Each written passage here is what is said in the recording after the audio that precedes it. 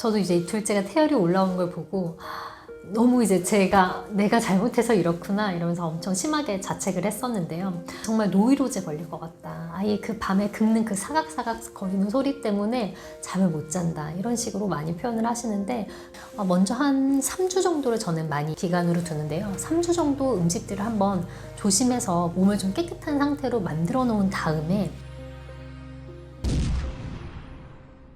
이제 아이가 잘 안 먹는다고 하면은 안 먹는 이제 부모님들은 얘가 먹을 수 있는데 안 먹는다 라고 생각하시는 경우들이 많은데, 사실은 먹고 싶어도 별로 못 먹는 걸 수 있어요. 소화 기능이 정말 떨어지고 소화 공장이, 에너지 공장이 파업한 거예요. 우리 일 못해 이런 식으로 파업한 걸 수 있습니다. 그래서 억지로 먹으면 오히려 공장이 고장나고 탈이 날 수가 있죠. 그래서 이렇게 아이가 밥 먹기를 거부한다면은 오히려 식단 먹는 걸 부모님도 포기 선언을 하시고 한 3일 정도만 정말 그냥 간식 같은 걸 일단은 끊고, 대신 간식을 먹어서는 안 됩니다. 간식을 끊고 한번 아이의 소화기가 다시 편안해지는 것, 공장이 다시 좀 회복하는 시간을 주고 나서 먹게 하는 게 오히려 더 도움이 됩니다. 그래서 아이가 좀 위장이 좀 차분해지고 좀 소화기가 좀 비워지고 나면은 그제서 아이가 이제 좀 배고파요 라고 할 수 있거든요. 그럼 그때 이제 다시, 과거에는 우리가 이제 아토피를 알레르기 질환 중에서도 아토피는 가장 어린 시기, 영유아 시기에 심해지는 알레르기 질환이거든요. 그래서 어린 시기에 좀 태열로 시작했다가 좀 크면서 좋아지는 경우가 많았는데, 요즘에는 청소년기 또는 성인기까지 지속되는 경우들이 많이 있습니다. 또는 초등학교 때 이제 갑자기 심해지는 경우들도 있고요. 그 원인으로는 이제 아무래도 이제 환경 독소가 많이 늘었죠.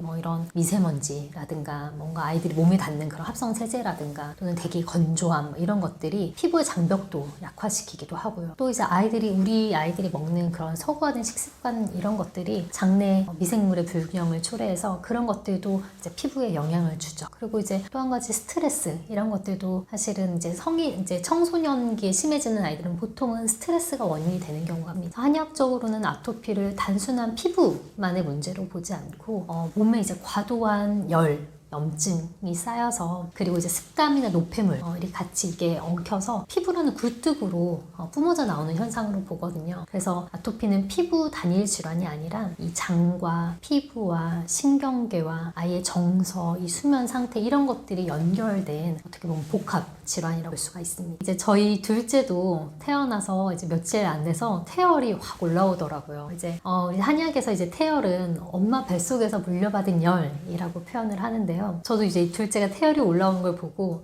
너무 이제 내가 잘못해서 이렇구나 이러면서 엄청 심하게 자책을 했었는데요. 아무래도 저도 둘째를 임신했던 시기가 사실 좀 힘들었던 때였어요. 저희 개인적으로도 막 첫째를 케어하기도 하고 제가 이제 막 임용된 지 얼마 안 됐을 때 시절이라서 사실 좀 힘들었던 때라서 그런지 더더욱 둘째의 그 얼굴에 막 이렇게 진물이 나오고 하는데 마음이 정말 너무 아프더라고요. 그래서 사실은 이제 책에서는 뭐 태열은 뭐 어떻게 하면 돼 막 이런 식으로 되게 쉽게 생각했는데 막상 제가 겪으니까 이거는 너무 힘들더라고요. 그래서 이제 그때 정말 이게 정말 쉽지 않은 문제구나 라는 걸 깨닫게 되었고요. 그래서 이제 사실은 아토피라는 거는 우리가 이제 아토피는 끝났어 이렇게 보기는 어렵습니다. 이 알레르기 문제이기 때문에 아토피를 완치라는 개념으로 보기보다는 이 아이의 체질에 맞게 잘 관리해주는 방향으로 접근을 하는 게 좋습니다. 아토피를 없애야 될 적으로 보는 게 아니라 아이가 잘 스스로 조절할 수 있게 어떻게 보면 좀 체질을 개선하는 그 긴 여정으로 보는 게 좋을 것 같습니다. 이게 이제 안타깝게도 우리가 이제 가장 괴로운 것 중에 하나는 피부에 가려움증을 유발하는 거거든요. 근데 문제는 그 가려움이 꼭 항상 밤에 더 심해집니다. 밤에 더 가려움이 심해서 엄마들이 정말 이런 식으로 표현을 하세요. 정말 노이로제 걸릴 것 같다. 아예 그 밤에 긁는 그 사각사각 거리는 소리 때문에 잠을 못 잔다. 이런 식으로 많이 표현을 하시는데, 그만큼 정말 아이가 밤에 긁는 것들은 아이도 괴롭고 가족 전체가 사실은 괴로운 일이 될 수 있습니다. 그래서 이게 이제 그냥 무작정 긁지 마 라고 한다고 해서 아이가 안 긁는 것도 아니거든요. 그래서 이 밤에 특히 이제 가려워할 때는 일단은 뭔가 이게 열 때문에 더 가려운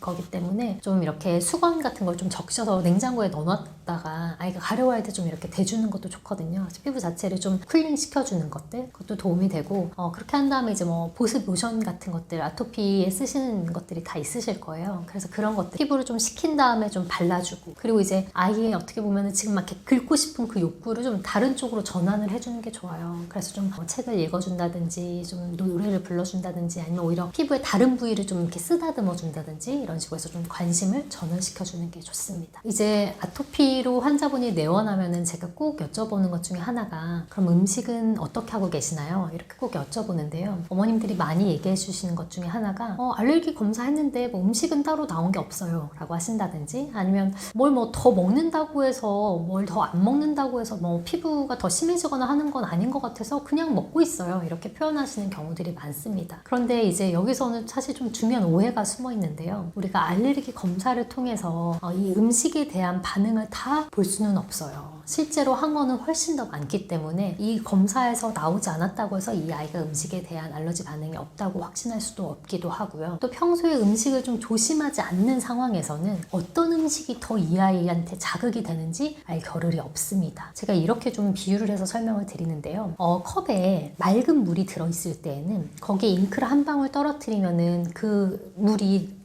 더러워지는 게, 색깔이 번지는 게 바로 보이지만, 탕물일 때에는 거기에 뭔가를 더 넣는다고 해서 얘가 달라지는 걸 보기가 어려워요. 그래서 아이의 음식에 대한 반응이 어떤지를 살펴보려면 일단은 안 좋은 음식을 좀 일정 기간 동안 끊어보고 나서 반응을 보는 게 제일 정확합니다. 끊어보고 났는데도 그때도 뭔가를 먹었을 때 괜찮아? 그러면 음식에 대한 반응이 낮을 수가 있죠. 그래서 그렇게 보는 게 중요하고, 음식을 제가 강조하는 이유 중에 사실 하나는 우리가 먹는 것이 사실 생각보다도 너무너무 중요해요. 우리 몸의 인체에 미치는 영향이 너무 큰데 사실은 그 중요성을 많이 간과하고 있거든요. 아토피가 우리 사실은 알레르기 질환을 몸의 염증 반응으로 많이 설명을 합니다. 근데 먹어서 염증을 유발하고 염증을 더 심해지게 하는 음식들은 분명히 있거든요. 그래서 그 음식들을 줄이는 게 너무 중요하고, 알레르기에 영향을 미치는 것들은 사실 음식뿐만이 아니긴 합니다. 이런 환경, 이런 꽃가루라든가 어떤 계절에 따라 달라지기도 하고, 스트레스나 여러 가지 요인들에 따라서 달라지기도 하는데요. 사실은 그런 외부적인 요인들은 우리가 통제하기가 되게 어려워요. 어려운데 그나마 이 알러지 중에서 우리가 통제할 수 있는 요인이 이거든요. 그래서 그나마 우리가 일단은 먼저 해볼 수 있는 생활적인 실천이 음식이기 때문에, 그래서 음식을 먼저 좀 관리를 해보는 것을 추천하게 합니다. 알레르기를 우리가 과도한 염증 반응으로 본다면은 바로 먹어서 우리 몸에 염증을 유발하는 음식을 끊는 게 중요합니다. 대표적으로 이제 밀가루 같은 것들은 이제 우리가 많이 먹죠. 아이들이 빵도 좋아하고 뭐 밀가루, 면류도 요즘 아이들이 많이 좋아하는데, 이런 것들이 소화 과정에서 사실 장애 부담을 많이 줍니다. 부담도 많이 주고 피부에도 염증 반응을 유발하기 때문에 밀가루도 사실은 많이 줄이는 게 좋고요. 두 번째로 이제 가공식품입니다. 가공식품에는 방부제나 다른 합성 첨가물들이 많이 있기 때문에 이런 것들도 피부를 이제 자극하게 되죠. 그래서 더 피부를 예민하게 만들고요. 이제 단 음식들, 초콜릿, 사탕, 젤리, 이런 탄산음료, 이런 것들은, 이런 과도한 당은 몸 안에서 또 염증 반응을 유발하죠. 그래서 그런 것들도 좀 피하는 게 좋고요. 이제 마지막으로 튀긴 음식, 이런 기름들은 사실은 공기 중에서 금방 산화된다고 하거든요. 그래서 금방 이 산화된 기름을 우리가 먹게 되면은 몸에서 염증 반응을 많이 일으키게 됩니다. 그래서 이런 식으로 대표적으로 몸에 염증을 일으키는 음식군들, 밀가루, 가공식품, 단 음식들, 당분이 높은 음식, 튀김, 안 좋은 기름에 튀긴 것들, 이런 것들을 일단 조심하는 게 너무 중요합니다. 그래서 음식을 일단은 조심할 때는 먼저 한 3주 정도를 저는 많이 기간으로 두는데요. 3주 정도 음식들을 한번 조심해서 몸을 좀 깨끗한 상태로 만들어 놓은 다음에, 그때부터 이제 한번 우리가 본격적으로 테스트를 해볼 수가 있는 거예요. 그때부터 이제 안 좋은 음식을 먹어서 테스트를 한다기보다는 일반적인 식품군들, 우리가 이제 예를 들어서 우유들은 엄마들이 많이 궁금해 하시거든요. 얘 우유 먹어도 되나요? 이렇게 궁금하시는데, 이 친구가 우유에 대한 반응이 어떨지 우리가 아직은 모르는데, 안 좋은 식품군을 먼저 끊어보고 나서 우유를 먹었을 때 이 친구가 나타나는 반응을 보는 거죠. 그럼 그때 뭔가 피부가 좀 그날 더 밤에 유난히 긁는다든지 붉어진다든지 뭔가 이런 반응이 있으면은 우유가 좀 맞지 않나? 이런 식으로 우리가 몸을 먼저 좀 깨끗하게 만들어 놓은 다음에 일반 식품군들을 테스트를 해보는 걸 추천을 드립니다. 우리가 이제 알레르기 질환, 대표적인 알레르기 질환들이 아토피, 피부염, 천식, 비염, 두드러기, 이런 게 대표적인 알레르기 알레르기 질환인데요. 사실은 아토피 피부염은 영유아 시기에 생겼다가 많은 경우들이 사실은 이제 커가면서 소실되는 경우들이 많습니다. 근데 최근에는 정말 이런 먹거리라든가 환경적인 독소, 스트레스 이런 것들 때문에 이제 청소년이나 성인까지 연결되는 경우들이 꽤 있습니다.